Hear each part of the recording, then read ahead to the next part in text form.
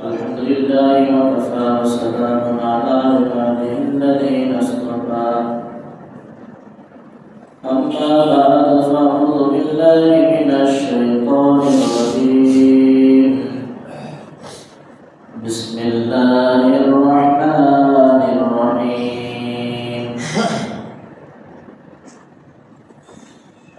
إنا أعطيناك الكوثر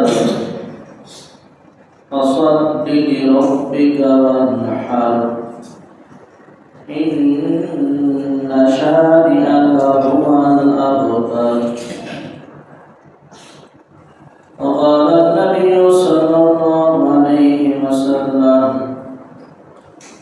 بلغوا عني ولو آية اللهم صل على سيدنا ونبينا وشفيعنا وحبيبنا ومولانا محمد صلى الله عليه وعلى آله وأصحابه وبارك وسلم الحمد لله الله تبارك وتعالى দরবারে লাখো কোটি শুকর ও সুজুদ যে রব্বুল করিম আপনাকে আমাকে জিলহজ মাসের দ্বিতীয় জুমায় হাজির হওয়ার তৌফিক দান করছে জন্য মহান সত্তার দরবারে অন্তরের স্থল থেকে কালিমাতুল শুকরিয়া আদায় করি বলে আলহামদুলিল্লাহ। আমি পবিত্র কোরআন কারীম থেকে কোরআন কারীমের ভিতর সবচেয়ে ছোট যে সূরাটা সেই সূরাটা আপনাদের খেদমতে বরকত নিয়ে তেলাওয়াত করছি। বিশ্বনবী জনাবে মুহাম্মদ রাসূলুল্লাহ সাল্লাল্লাহু আলাইহি ওয়াসাল্লামের অসংখ্য অগণিত হাদিসের ভিতর থেকে সহিহ হাদিস তেলাওয়াত করছি। আয়াত এবং হাদিসকে সামনে রেখে নিজের ফায়দার জন্য জাতির ফায়দার জন্য কিছু কথা বলতে থাকা শুনতে থাকা আল্লাহ তাআলার জন্য সকল ভাইদেরকে কথার পালন করে জিন্দেগি গঠন করে কবুলে দান তৌফিক দান করবেন আমিন। আল্লাহ তাআলা বলেন ইন্না আ'তাইনাকাল কাউসার, হে নবী নিশ্চয় ইন্না শব্দ ব্যবহারের তাকিদের জন্য গুরুত্ব দিয়ে বোঝানোর ক্ষেত্রে যে নিশ্চয় আমি আপনাকে হাউজে কাউসার দান করছি। বাবা আদম থেকে ঈসা পর্যন্ত কোনো নবীকে আমি হাউজে কাউসার দিই নাই, শুধুমাত্র আপনাকে মহব্বত দিয়ে ভালোবাসা আপনাকে ওই সেই হাউজে কাউসার যে দামি পানি, এই পানি আপনাকে দান করছি। হাদিসে পাকের ভিতর আসছে মানুষের হাসরের ময়দানে মানুষের অবস্থা দেখা প্রত্যেকটি মানুষ পাগল পার হয়ে যাবে, হতাশা হয়ে যাবে, পেরেশানিতে থাকবে, শুধু পানি পানি আওয়াজ করতে থাকবে। যে ব্যক্তিকে আল্লাহ রাসূল এক গ্লাস হাউজে কাউসার পানি পান করাইবে ওই ব্যক্তির জান্নাতে যাওয়ার আগ পর্যন্ত আর পানির কোনো পিপাসা লাগবে না। আজকে গরম হয়ে আমরা কত পানি খাই তা আমাদের কোনো হিসাব নাই, আছে না? হিসাব নাই। হিসাব ছাড়া আমরা পানি আল্লাহ প্রদত্ত এক নেয়ামত পানি এটা ব্যবহার করতেছে। কথা বলেছি এর প্রথম আয়াতের তর্জমা। দ্বিতীয় আয়াত আল্লাহ তাআলা বলতেছেন ফাসল্লি লিরাব্বিকা ওয়ানহার, যেহেতু আপনাকে আমি সুসংবাদ দিয়েছি, কোনো নবীকে আমি এত বড় নেয়ামত দান করি নাই, যেহেতু আপনাকে হাউজে কাউসার দিয়েছি, এর শুকরিয়া স্বরূপ দুইটা কাজ করেন। কয়টা? আপনার রবের সন্তুষ্টির জন্য নামাজ পড়েন। কার সন্তুষ্টির জন্য? আমরা কার সন্তুষ্টির জন্য নামাজ পড়ব? রবের সন্তুষ্টির জন্যই আমরা ইবাদত করব। কথা বলেন ঠিক কিনা? আল্লাহ তাআলা বলেন কুল ইন্না সালাতি ওয়া নুসুকি ওয়া মাহইয়ায়া ওয়া মামাতি লিল্লাহি রাব্বিল আলামিন। আমার নামাজ, আমার রোজা, আমার কুরবানি, আমার হজ, আমার যাকাত, আমার যত নেক আমল আছে একমাত্র কার জন্য? না মানুষকে দেখানোর জন্য? হজ করব মানুষ আমাকে আল্লাহ বলবে এই জন্য না, একমাত্র আল্লাহকে রাজি করার জন্যই আমার ইবাদত হবে। কথা বলেন ঠিক? নামাজ পড়তে হবে, এরপরে কুরবানি করতে হবে। এরপরে কি? নামাজ পড়তে হবে, আগে নামাজ, এরপরে কুরবানি না। তবে এই দুইটা কাজ করতে গেলে আপনার বাধা আসবে। কি আসবে? নবীর মতো নবীকে যেরকম ভাবে অত্যাচার করছে এরকম ভাবে অত্যাচার আর কাউকে করছে না। কাফেরের বাচ্চারা এত নির্যাতন করছে, নবীকে পাগল বলে আখ্যায়িত করছে, নবী মুহাম্মদ পাগল বলে নাউজুবিল্লাহ। আরবের সমস্ত বাচ্চাদেরকে লেলাই দিয়েছে যে ওই পাগল আসতেছে, ওই পাথর না। আসলে কি নবী পাগল না? নবীর মতো একজন মানুষ পৃথিবীতে কোনোদিন আসে নাই, আর কোনোদিন আসবে না। আল্লাহু আকবার। কাফেররা তাদেরকে তার পরিচয় দিয়েছে আল্লাহ আমিন। আল্লাহ আমিন অর্থাৎ বিশ্বাস। এমন সুন্দর মানুষ এর আগে আসে নাই, এর পরেও কোনোদিন আসবে না। কথা বলেন ঠিক কি? এই নবীর কত অত্যাচার, কত কষ্ট ক্লাস সহ্য করেছে। কথা বলেন ঠিক? তো আমাদের কোরবানির ইতিহাস হলো হযরত ইব্রাহিম আলাইহিস সালাম থেকে শুরু হয়েছে ধারাবাহিকতা। কেসে সময় বলছিলাম আমার একটু ফিনিশিং না দিলে হয় না, পিছন থেকে আবার একটু টানতেছে, এই জন্য কথাগুলো বলতেছি যে ইব্রাহিমের বয়স 90 বছর। তাফসীরের ভিতরে আসছে 90 বছর। কয় বছর? 90 বছর। ছেলে সন্তান নাই। আল্লাহ তাআলার কাছে দোয়া করতেছে, রব্বি হাবলি মিনাস সালিহিন ফাবাশশারনাহু বিগুলামিন হালিম। আল্লাহ আমাকে একটা নেককার সন্তান দান। কি সন্তান? নেককার সন্তান দান। নেককার সন্তানের মতো শান্তি পৃথিবীতে আর নাই। কথা বলেন ঠিক? সন্তান যদি বদকার হয় তাহলে পিতামাতার কত টেনশন সে পিতামাতাই জানে। যে যার সন্তান গাঁজাখোর সে বাপের তো সমাজে মুখই দেখাইতে পারে। আছে না নাই? এর বাপ দেখবেন রাত ভর ঘুমায় না, এর মা টেনশনে থাকে আমার সন্তান কোন জায়গা দিয়ে লাগাম করবে। কথা বলেন। এই জন্য নেককার সন্তান কত বড় নিয়ামত এটা বোঝানো যাবে না। যাবে না। দোয়া করছে রব্বি হাবলি মিনাস সালিহিন ফাবাশশারনাহু বিগুলামিন হালিম। আল্লাহ তাআলা নেককার সন্তানের সুসংবাদ দান করছে। সুবহানাল্লাহ। বয়স কত? 90। কার বয়স? ইব্রাহিম নবী আমাদের বাপ, আব্বা। আমি তো বড় ধরে বলে আব্বা, আমার এই আব্বার সাথে আব্বা জানি। কথা ঠিক কি? আমার আব্বা তো শুধু দুনিয়ার আব্বা, আরে আব্বা আখিরাতের আব্বা। কথা বলেন ঠিক? আল্লাহু আকবার। কোরআন আর হাদিসের ভিতর বাপের কথা কয়েক জায়গা আসছে। যেমন আদি পিতা আদম আলাইহিস সালাম আমাদের পিতা। কথা বলেন। জাতি পিতা ইব্রাহিম আলাইহিস সালাম। এরপরে আরেক বাবা আসছে নূহ আলাইহিস নবী আলাইহিস সালাম। এরপরে যে বাবার কথা বলা সেটা আমাদের জন্মদাতা বাবা। তো এই সিরিয়ালে 3 নম্বর, এর 5 নম্বর, 4 নম্বর সিরিয়ালে 5 নম্বর, 4 নম্বর সিরিয়াল। ওদের কথা কোরআন আর হাদিসের ভিতর আছে, আমার আব্বার কথা কোরআনে নাই। আছে না? কোরআন হাদিসে নাই। তো দোস্ত বয়স কত? 90। আল্লাহ তাআলা একটা পুত্র সন্তান দান করেছে। বলেন আলহামদুলিল্লাহ। যার নামটা আল্লাহ তাআলা সিলেক্ট করেছে ইসমাঈল পয়গম্বর। নাম কি? ইসমাঈল পয়গম্বর। তো 90 বছর বয়স হয়ে গেছে, সন্তানও দুনিয়ায় এসে গেছে, সন্তানের উপর মায়া মহব্বত। 90 বছর বয়সে বাচ্চা হয়েছে, ভালোবাসা কত বোঝা যাবে না। বাজারে গেলে মন থেকে না, মাঠে গেলে মন থেকে না, দাওয়াতের কাজে গেলে মন থেকে না, সব শুধু সমাজ ইসমাঈল ইসমাঈল। শুধু কি যখন আসলে একটা ইসমাঈল আমার ইসমাঈল। কথা বলেন ঠিক কি?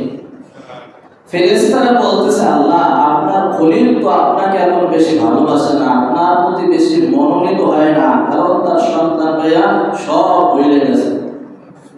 ফেরেশতাদের জবাব আল্লাহ তাআলা বলতেছে ইন্নী আ'লামু মা লা তা'লামুন। ফেরেশতারা আমি যা জানি তোমরা তা জানো না।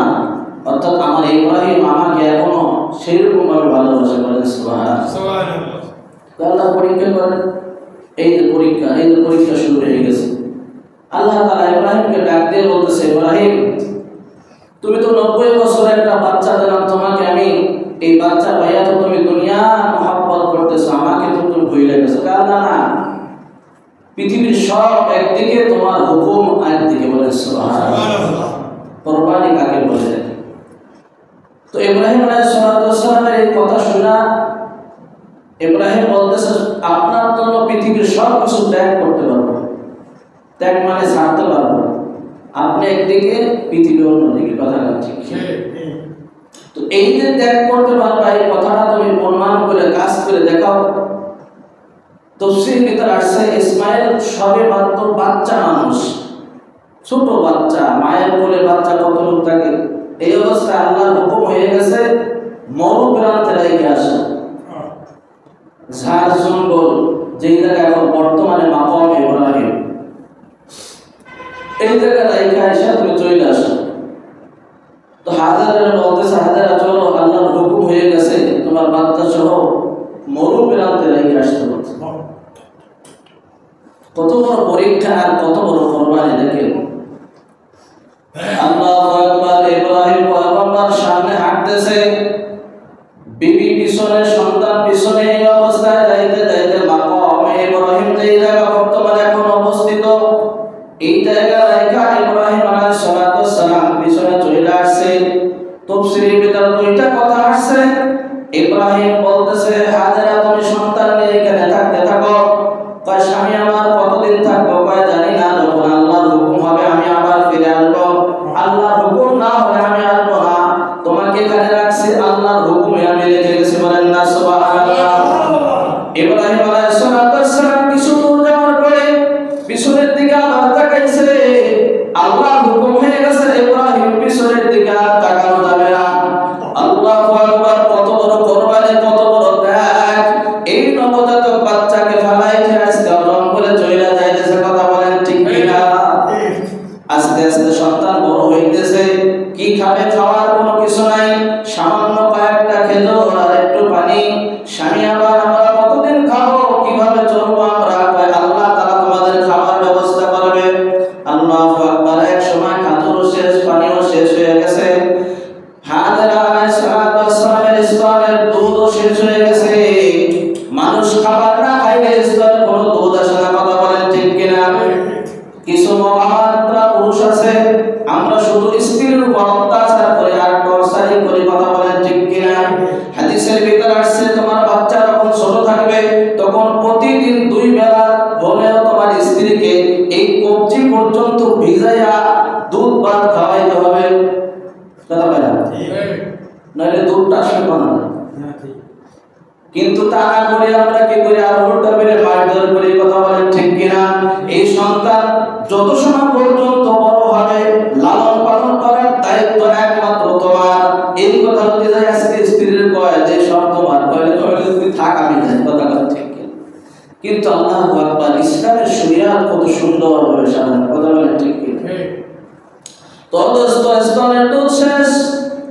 তাফসীরের ভিতর আছে, আল্লাহু আকবার, জিহ্বাটা ইসমাঈল নবজাতক বাচ্চার গালের ভিতর ঢুকাই দিয়েছে। এক পর্যায়ে জিহ্বার পানিও শুকিয়ে গেছে, পানি আর আসতেছে না। আল্লাহু আকবার। এই নবজাতক বাচ্চারে পাহাড়ে শোয়াই তুইয়া একবার সাফা একবার মারওয়ায় এরকম ভাবে 7টা চক্কর দিয়েছে। 7বার দৌড় দিয়া আল্লাহু আকবার। বড় পাহাড় সাফা যখন ওঠে তখন একটু ঢালো, তখন পয়গম্বর ইসমাঈলকে দেখা যায় না, না জানি কোনো বাঘ এসে আমার সন্তানকে খাইয়া ফেলায় নাকি। আবার যখন মারওয়ায় ওঠে আবার ইসমাঈলকে দেখা যায় না, আবার তাড়াতাড়ি এসে সন্তানের দিকে আসে, আবার ছোটাছুটি দৌড়াদৌড়ি করে দেখে একটা মানুষ পায় নাকি, যাতে করে আমরা মোটামুটি একটু খাবারের ব্যবস্থা করব, পানির ব্যবস্থা করব, কিন্তু কোনো কিছুই পাইতেছে না, খাবার নাই। আল্লাহু আকবার। 7টা চক্কর দিয়া এবার পয়গম্বরের মা এবার বেহুশ হয়ে পড়ে গেছে। বান্দার চেষ্টা যেখানে শেষ, আল্লাহর মদদ সেখান থেকে শুরু হয়। কথা বলেন ঠিক কিনা? বান্দার চেষ্টা শেষ, আল্লাহর মদদ শুরু হয়ে যায়। অথচ আল্লাহু আকবার বলতেছে, ইব্রাহিমের মা বলতেছে, ইসমাঈলের মা বলতেছে, আল্লাহ এই সন্তান বাঁচানোর দায়িত্ব আমার না, এই সন্তান বাঁচানোর দায়িত্ব হলো তোমার, কারণ আমার যা চেষ্টা আমি করেছি তা পারি নাই। আল্লাহু আকবার। এই কথা বলার পরে পয়গম্বর ইসমাঈলের পায়ের গোড়ালি থেকে পানির ফোঁড় শুরু হয়ে গেছে। বলেন সুবহানাল্লাহ। এই পানি আজকে পৃথিবীর সমস্ত মানুষ ভোগ করে। কথা বলেন ঠিক? টনকে টন হাজি মানুষ হাজি বাইরে নিতেছে। কথা বলেন ঠিক? আপনি আল্লাহু আকবার। ঘর থেকে যখন নাকি আপনি নববীতে যাবেন, বাসার থেকে নববীতে যাবেন, রোড যারা মরুভূমিতে থাকে, যারা সৌদি থাকে, তারা জানে প্রচন্ড রোদের কারণে আপনার গলা শুকিয়ে যাবে। আবে হায়াতে 1 গ্লাস অল টাইম এই পানি খাবেন, আপনার সমস্ত ক্লান্তি দূর হয়ে যাবে। বলেন সুবহানাল্লাহ। এই পৃথিবীতে এমন সুন্দর একটা দামি একটা নিয়ামত আল্লাহ তাআলা রাখছে, যতদিন পর্যন্ত আপনার কলসির ভিতর শিশির, মানে ড্রামের ভিতর শিশির ভিতর এই পানি রাখবেন, কোনোদিন নষ্ট হবে না। কথা বলেন ঠিক? টিউবওয়েলের পানি 2 দিন নিলেই নষ্ট হয়ে যায়, নোংরা দেখা যায়, কিন্তু এই পানি কোনোদিন নষ্ট হবে না। কথা বলেন ঠিক কিনা? আজকে পৃথিবীর লক্ষ লক্ষ মানুষ নিতেছে আর ব্যবহার করতেছে, খাইতেছে। ইব্রাহিম আর তার ইসমাইলের কোরবানির ফসল আমরা ভোগ করতেছি। কথা বলেন ঠিক? বয়স হয়ে গেল 8 বছর। ওই যে আল্লাহ বালাবা মাউসাই 8 বছর যখন বয়স হয়ে গেছে, আল্লাহর হুকুম আসছে ইব্রাহিমের। ওই তো সন্তান ফালাইতে আসছে। এদারে বহু লম্বা সময় গেছে, বলতেছে ইসমাইল, ইব্রাহিম তোমাকে এই স্ত্রী এবং সন্তান থেকে দূরে রাখলাম, তোমার কি মনে কোনো কষ্ট হয়েছে কিনা? না আল্লাহ, আমার মনে কোনো কষ্ট নাই, আমি আপনার হুকুমের সামনে সব কিছু কোরবানি করতে রাজি আছি। বলেন সুবহানাল্লাহ। আল্লাহর হুকুম হয়ে গেছে, ইব্রাহিম যাও, তাহলে আমার সিদ্ধান্ত হয়ে গেল, তোমার ছেলে ইসমাইলকে আল্লাহর জন্য জবাই করো। কার জন্য? আমরা কোরবানি করব কার জন্য? আল্লাহর জন্য। একমাত্র আল্লাহর জন্যই আমি কোরবানি করতেছি। কথা বলেন ঠিক? তোমার ছেলেকে জবাই করো। এবার পয়গম্বর ইব্রাহিম চিন্তা করলো যে এতদিন পর্যন্ত আমার ছেলে আমার স্ত্রীর থেকে আমি আলাদা রইলাম, এখন এই হঠাৎ এই কথাটা যদি আমার স্ত্রীর কাছে বলি, আমার স্ত্রী নাও মানতে পারে, মহিলা মানুষ, এতদিন পর্যন্ত কোনো খোঁজ খবর নেই নাই, আর এখন যাইয়া বলি যে আমার সন্তানটা আমি জবাই করব, আল্লাহর হুকুম হয়ে গেছে। না বললে বলতে পারে, তার যুক্তি আছে। কথা বলেন ঠিক? কিন্তু ইব্রাহিম নবী চিন্তা করলেন, যাই হোক আমি আমার সন্তানকে আমি প্রশ্ন করি, দেখি সন্তান কি বলে। তো এই মুফাসসিররা বলতেছে, যখন সন্তান বালেগ না হইলে তো ভালো মন্দ বোঝে না, বোঝে না, যে একটা প্রশ্ন করবে সে জবাব দেবে, তো তার বালেগ তো হইতে হবে। বালেগ হইতে হবে কি হবে না? বালেগ না হইলে তো সে প্রশ্নের সঠিক জবাব দিতে পারবে না। তো এর দ্বারা বোঝা গেল যে পরিপূর্ণ সে বালেগ হয়ে গেছে। কেউ কেউ বলতেছে হাঁটার উপক্রম হয়েছে, হাঁটতেছে, দৌড়দৌড়ি করতেছে, কেউ বলতেছে কিশোরের সময়, কিশোর বয়স। যাই হোক, তদস্ত এবার ইসমাইলকে যে যখন প্রশ্ন করছে, বলতেছে ইফআল, বাবা আপনি ওই কাজই করেন যা আপনি আদেশকৃত হয়েছেন, যা আল্লাহ আপনাকে স্বপ্নে দেখেছে। বলেন না সুবহানাল্লাহ। আপনি ওই কাজ করেন, আমাকে অর্থাৎ জবাই করে দেন। কি করে? জবাই হয়ে গেল। যাই হোক, আল্লাহর হুকুম যখন হয়েছে, বাচ্চাও রাজি হয়ে গেছে। রাজি হয়েছে কিনা? এবার বাচ্চাকে নিয়ে মিনার দিকে রওনা হয়েছে। মিনার দিকে যাইতেছে, শয়তান তো বৈশা নাই। শয়তান বৈশা আছে? শয়তানের কাম তো শয়তানি করা, শয়তানি না করলে তো এখন সে বিফলে যাবে। কথা বলেন ঠিক? হাজেরার কাছে যে বলতেছে, হাজেরা তোমার সন্তান কোথায়? ইসমাইল কোথায়? তার বাবার সাথে গেছে। কই গেছে? সফরে গেছে। বাবার থেকে গেছে, বাবাই তো নিয়ে গেছে।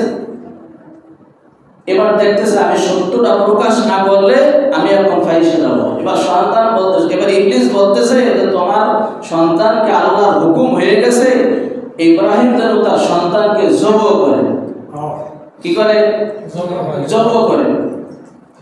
এবার বলতেছে সন্তান, শয়তান তো দূর হ, পৃথিবীতে এমন কোন ইতিহাস নাই যে বাপ সন্তানকে জবাই করবে, এমন ইতিহাস আছে?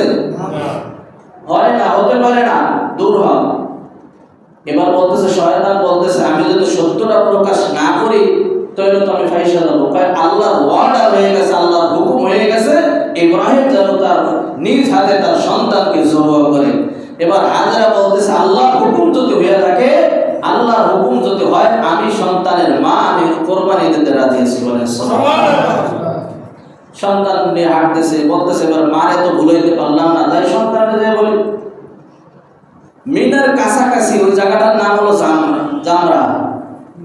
এইখানে যাইয়া ইসমাইলকে ধোকা দিচ্ছে। ইসমাইল কই যাইতেছো? বাবার সাথে যাইতেছি, সফরে যাইতেছি, বা দাওয়াতে যাইতেছি, বাপ যাইতেছি। কয় না, তোমার বাপের হাতে যে তরবারি দেখতেছো ওইটা দিয়ে তোমাকে জবাই করবে। ইসমাইল বলতেছে শয়তান দূর হ, শয়তান দূর হ। এই কথা বলার পরে 7টা পাথর নিয়ে ওই শয়তানের গায়ের উপর নিক্ষেপ করছে। এই জন্য প্রত্যেক হাজী ভাইদের এখানে জামরায় যায়া শয়তানকে পাথর মারা ওয়াজিব। কি আর পাথর না মারলে তার হজ আল্লাহ তাআলা পরিপূর্ণ করবেন না, পুরো কবুল হবে না। এখানে জামরায় হাদিসের জন্য যারা হাজি সাহেব আছে সবার জন্য পাথর মারা ওয়াজিব। বলেন সুবহানাল্লাহ। এবার মিনায় নিয়ে আসছে, সব কিছু কমপ্লিট, জব করবে, প্রসেস শুরু হয়ে গেছে, এখন শুরু হয়ে যাবে। তো সন্তান এবার বাবার কিছু ওসিয়াত করতেছে, বাবা আমাকে তো আপনি জবই দেবেন, যেহেতু আল্লাহর হুকুম হয়ে গেছে, আর নবীদের স্বপ্ন হলো ওহী, নবীদের স্বপ্ন কি ওহী, যেহেতু আল্লাহর হুকুম হয়েছে আর আমিও রাজি আছি, তাহলে আমার কিছু পরামর্শ হলো, বাবা আপনি যখন ছুরি চালাবেন, ছুরি চালানোর আগে আপনি কাপড় দিয়ে আপনার চোখ দুইটা বাঁধে রাখবেন। কি করবেন? কারণ এই চার চোখের মিলন যদি হয়ে যায়, হতে পারে এটা আপনি আপনার সন্তানের মহব্বতে ছুরি ধুয়ে দৌড় দেন আর আল্লাহর হুকুম অমান্য হয়ে যায়, না জানি আমার আল্লাহ বেজার হয়ে যায়। দেখে যে পরামর্শটা খারাপ না ভালো? ভালো। দ্বিতীয় নম্বর পরামর্শ হলো, বাবা আপনার অনেক প্রশংসা শুনছি আমার মায়ের কাছে, আপনি তো দেখি নাই, আমার মা অনেক কষ্ট করছে আমার জন্য, আমার এই রক্ত মাখা কাপড় চোপড় গুলা আপনি হেফাজত করে রাখবেন, আমার মায়ের কাছে আপনি দেখাবেন না। আমার মাকে ধৈর্য ধারণ করতে করবে, বলবেন আমার মা আমি একই সাথে জান্নাতে থাকবো, বলেন একই সাথে জান্নাতে দেখা হবে, আমার মাকে একটু ধৈর্য ধরতে বলবেন। এই প্রসেস নিয়ে এবার শুরু হয়ে গেছে। ইব্রাহিম আলাইহিস সালাম একটা রুমাল দিয়ে চোখ বাইরে বানাইছে, ইসমাইলকে শোয়া আল্লাহু আকবার বলবে। এই সময় আল্লাহু আকবার বলার আগে আসমানের দিকে তাকায় বলতেছে, আসমানের ফেরেশতারা তোমরা সাক্ষী থাকো, হে জমিন তোমরা সাক্ষী থাকো, আল্লাহ তুমি সাক্ষী থাকো, তোমার হুকুম আমি এখন পালন করার জন্য রেডি হয়ে গেছি। এক সেকেন্ডের ভিতরে আমার ইসমাইলকে আমি নিজ হাতে জবাহ করব। আসমানের ফেরেশতারা জীবনে দুইবার কাঁদছে, কয়বার? দুইবার কাঁদছে। একবার হলো আপনার আমার কলিজার টুকরা জনাবে মুহাম্মদ রাসূলুল্লাহ সাল্লাল্লাহু আলাইহি ওয়াসাল্লাম যখন তায়েফে দাওয়াত দিতে গেছে, ওই দিশটুর কাফেরের বাচ্চারা, বেদিনের বাচ্চারা আপনার আমার কলিজার টুকরা নবীকে আঘাত করতে করতে সমস্ত শরীর রক্তাক্ত করে ফেলাইছে। আল্লাহু আকবার। ও দোস্ত, নবীর রক্ত যায়া ওই সে চামড়ার জুতার ভিতর ঢুকে গেছে, কথা বল ঠিক কিনা? এত অত্যাচার করছে, সকাল 8টা থেকে বিকাল 4টা পর্যন্ত এই নির্যাতন করতেছে। আল্লাহ রাসূল তায়েফের ময়দানে 4 বার বেহুশ হয়ে গেছে। আল্লাহু আকবার। হযরত জিবরিল বলতেছে, আল্লাহ আপনি আমাকে হুকুম দেন, এই সমস্ত তায়েফবাসীদেরকে আমি উল্টাই ফেলাই, এদেরকে সব ধ্বংস করে ফেলাই, আপনার হাবিবের উপর অত্যাচার হইতেছে, এরা আমরা সহ্য করতে পারি না, কথা বল ঠিক কিনা? ও দোস্ত, এত অত্যাচার করছে, আসমানের যত ফেরেশতা ছিল ওই দিন সমস্ত ফেরেশতারা কাঁদছে। নবী এত মাসুম মানুষ, যার বাবা জন্মের আগেই নাই, এর মাও দুনিয়া থেকে চলে গেল, কত কষ্ট কত নির্যাতন সহ্য করে মানুষ হয়েছে যারা এতিম, তারা জানে কত কষ্ট তাদের অন্তরের ভিতর, কথা বলেন ঠিক কিনা? বছর চলে যায় এক পিস গোশ খাইতে পারে না, আছে না নাই? এমন লোক আছে না সমাজে? আছে না? আছে দোস্ত, আমাদের কারণে মেসেজ আছে, কথা বলেন ঠিক কিনা?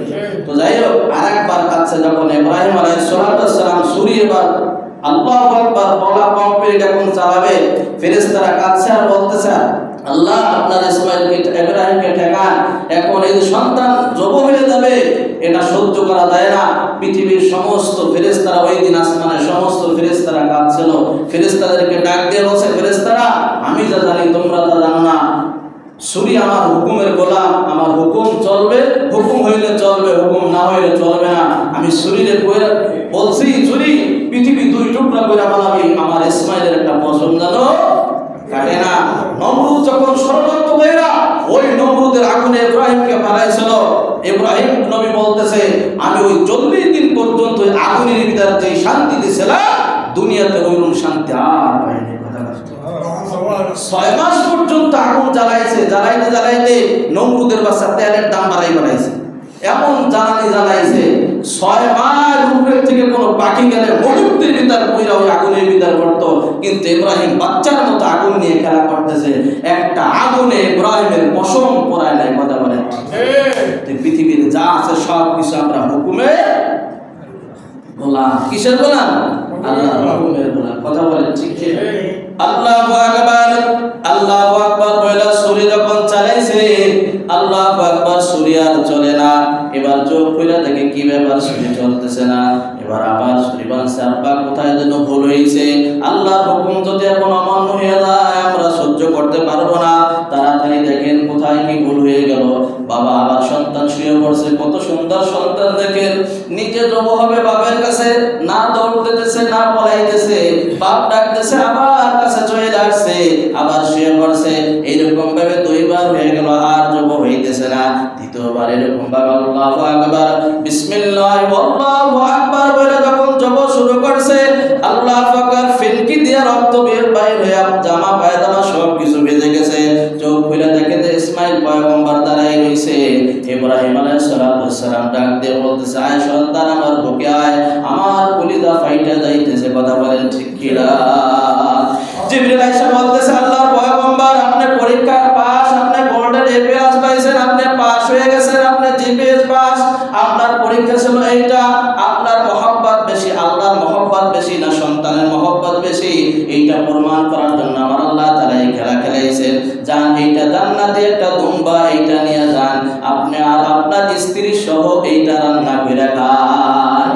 সুবহানাল্লাহ, আল্লাহু আকবার। ফেরেশতাদেরকে বলতেছে, ফেরেশতারা তাড়াতাড়ি চলে যাও, জিবরিল তাড়াতাড়ি ওই পশুটা নিয়ে তাড়াতাড়ি ইব্রাহিমের বাড়ি পৌঁছে দাও, কারণ আমার হাতেরা কাঁদতেছে।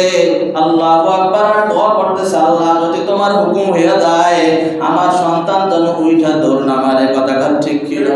আল্লাহ তোমার যদি হুকুম হয় আমি তো কুরবানি দিতে রাজি আছি, আল্লাহ আমার স্বামীর দিলটা তুমি কঠোর বানাই দাও, যেন না দেখে সন্তানের মহব্বতে না ছুরি দিয়ে দৌড় মারে। আল্লাহ আমার স্বামীর অন্তরকে তুমি কঠোর বানাইয়া দাও। আল্লাহু আকবার, ওদারে দোয়া করতেছে। একটা পরিবারের কুরবানি, কথা বলেন ঠিক কি না? ও দোস্ত, আল্লাহু আকবার। জিবরিল বলতেছে, যাও পয়গম্বর এইটা নিয়ে তোমরা রান্না বাইরা কইরা খাও। হাদিসের ভিতর আসছে, আজকেও দেখতেছিলাম ও দোস্ত, যেহেতু কালকে আমাদের 10 তারিখ, কথা বলেন ঠিক কি না? প্রথম খানা যেমন ঈদুল ফিতরের প্রথম রাসূলের সুন্নাত ছিল কি রাসূল ঈদগাহে যাওয়ার আগে মিষ্টি পান করতেন। ও দোস্ত, আর এই কুরবানির জন্য কি প্রথম খাবার খাইতেন আল্লাহ রাসূল সাল্লাল্লাহু আলাইহি ওয়াসাল্লাম। অন্য কোনো খাবার না খাইয়া যেই বকরি বা দুম্বা জবাই দিতেন, ওই গোশত দিয়া আগে নবী খানা খাইতে বলেন সুবহানাল্লাহ। অন্য কোনো খানা আগে খাইতেন না। কথা বলেন ঠিক কি না? আশরাফ আলী থানভী রাহমাতুল্লাহ আলাইহি ওনার কিতাবের ভিতর মজার একটা ঘটনা আছে। দোস্ত, এক যুবক অল্প বয়সে এরকম ভাবে ধনী হয়ে গেছে, দুনিয়ার তার কোনো লোভ নাই, শুধু একটা অপূর্বা একটা সুন্দরী মেয়ে দরকার। ঘটকের মাধ্যমে খোঁজ লাগাইছে। এবার ঘটকের মাধ্যমে খোঁজ লাগাইয়া পাওয়া গেছে সুন্দর একটা মেয়ে, যেটা অত্যন্ত সুন্দর, দেখতে অনেক ভালো। এই মেয়েটাকে দেখে ঘটকের মাধ্যমে বিয়ে হয়ে গেল। থানভী রাহমাতুল্লাহ বলতেছে, এই যুবক আর এই যুবতী এই স্ত্রী একই প্লেটে খানা খাবে, এই জন্য হাজার রকমের আইটেম পাকাইয়া খানা সামনে নিয়া এবার বসছে। ইতিমধ্যে একজন ভিক্ষুক আসছে। ভিক্ষুক এসে বলতেছে, ভাই আমি 3 দিন যাবত না খাওয়া, আমাকে একটু খাবারের ব্যবস্থা করো। আসে না? সেটা শোনা অনেক সময় এরকম ঘটনা ঘটে না? ঘটে না? ঘটে। থানভী বলতেছে যে এই যুবক খানা রাইখা ভিক্ষুকের কাছে গেছে, যাই বলতেছে দেখি আগে ভিক্ষুকের ভাব সাপ দেয়। তো যাই এবার খানা না দিয়েই ধাতানো শুরু করছে। হ্যাঁ, মাঠে ফকির, ঘাটে ফকির, পাশের ফকির, এত ফকির আল্লাহ কেন বানাইলো? খাইতে বইছি একটু মজার খানা খাবো, স্বামী স্ত্রীর মহব্বতের খানা। কথা গান ঠিক কিনা? আমরা তো মহব্বতের খানা ওই বিয়ের দিন খাইছি, আর খাই নাই। দুধ আরো একটু খাওয়া চায় না, নতুন পর আরো খা, মহব্বত বাড়বে। কথা ঠিক কিনা? ওই দুধ একদিন খাওয়া, ভালোবাসা মহব্বত একদিন, আর বাড়ি চালান দিও নাই। কথা ঠিক কিনা? স্বামী স্ত্রী মাঝে মাঝে এক প্লেটে খানা খাবেন, মহব্বত বাড়বে। যাই হোক, এবারই ভিক্ষুকরে ধাতাইছে, ধাতাইয়া ভিক্ষুক বেচারা এবার অসহায় মানুষ তো কাঁদতেছে, কয় তুমি আমাকে ভিক্ষা দেবা না?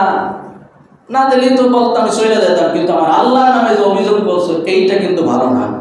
তুমি কি জানো আমার ওই আল্লাহ তোমাকে যেই জায়গা রাখছে ওই জায়গা আমাকে রাখতে পারে, আর আমাকে যেই জায়গা রাখছে সেই জায়গা তোমাকে রাখতে পারে। একই তুমি বিশ্বাস করো? যদি তোর আল্লাহ পারে তো তুই যা, তোর ভিক্ষা দেবো না। আছে না নাই? বুখারীতে হাদিস আসছে, রাসূল কোন ভিক্ষুক আসলে খালি হাতে দিতেন না। পকেটে না থাকলেও হাত দিয়ে বলতেন, বাবা আজকে দিতে পারলাম না, আগামী দিন দেব, না বলতেন না। দোস্ত, এবার ওই ভিক্ষুক চলে গেছে। স্বামী আয়সা এবার বলতেছে বাদ দাও, খাবো। ভিক্ষুকের খানা দেবে না? ভিক্ষুকের ধাতাই চলে দিয়েছে। ভিক্ষুককে তুমি খানা দেন আর সেই খানা আমি খাবো, তা আমি খাবো না। মহিলাদের একটা খাসলাত আছে, দেখবেন যে ভিক্ষুক যদি আসে এদেরকে খানা দেওয়ার চেষ্টা করে, কথা বলে ঠিক কিনা? মাদ্রাসার ছাত্রদেরকে খানা খাওয়াইয়া শেষে দুইটা পুরা ভাত আছে তা খাইয়াও মা বললে থাকে কি থাকে না? এই নজির আমাদের কাছে আছে, কারণ আমরা মাদ্রাসায় পড়ছি, আমরা ইতিহাস আমরা জানি। অথচ বলতেছে স্বামী স্ত্রী এক পর্যায়ে দুই পর্যায়ে তক্কাতে কইরা তালাক হয়ে গেছে। কি হয়ে গেছে? তালাক হয়ে গেছে। তালাক যখন হয়েছে এখন তো ভাত খাওয়ার প্রশ্ন আসে না। এবার স্বামী চিন্তা করলো, কাজটা করলাম কি, এত সুন্দর বাসা করা একটা বউ আমি বিবাহ করে আনলাম, আর সামান্য ভিক্ষুকের খানা নেওয়া দিয়ে আমার বউ তালাক হয়ে গেল, কাজটা করলাম কি? দুই দুনে দুই চোখের উপর দিয়ে বুড়ে কান্দা শুরু করছে। আর আমার আল্লাহ তাআলা বলে, হ্যাঁ, যেই পাতিলের ভাত আমার ভিক্ষুকের কপালে হইল না, ওই পাতিলের ভাত আমি তবুও খাইতে পারবো। এক পর্যায়ে ভাত নষ্ট হয়ে গেছে, খাইতে পারলো না, এই দামি দামি খানা সব ফেলাই দিল। স্ত্রীটা 3 মাস 13 দিন ইদ্দাত তালাক পালন করে বাপের বাড়ি চলে গেছে।